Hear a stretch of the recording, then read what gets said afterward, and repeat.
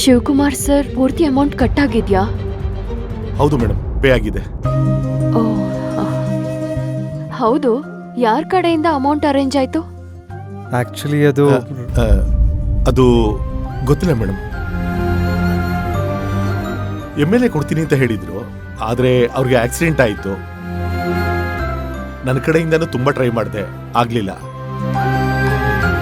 ಹೇಗ್ ವ್ಯವಸ್ಥೆ ಆಯ್ತು ಅಂತಾನೂ ನನಗೆ ಗೊತ್ತಿಲ್ಲ. ಮೇಡಮ್ ಬೇರೆ ಆಚೆ ಹೋಗಿದ್ದಾರೆ.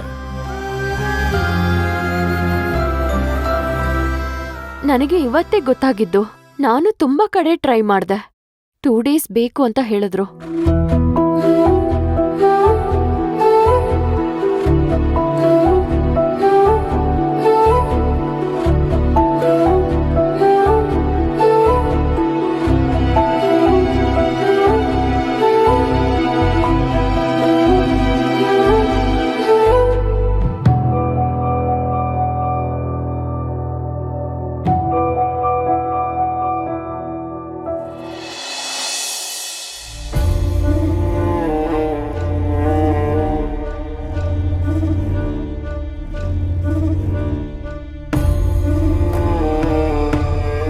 ಪಾಲ್ಗುಡಿ, ಅದು ನನ್ ಫೋನು.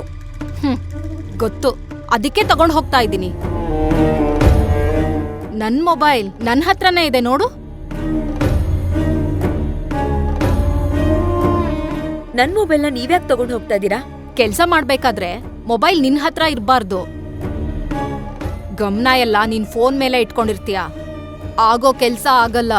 ಅದಕ್ಕೆ ಫೋನ್ ತಗೊಂಡ್ ಬಾ ಅಂತ ಅಕ್ಕ ಹೇಳಿದ್ರು, ಅದಕ್ಕೆ ತಗೊಂಡ್ ಹೋಗ್ತಾ ಇದೀನಿ.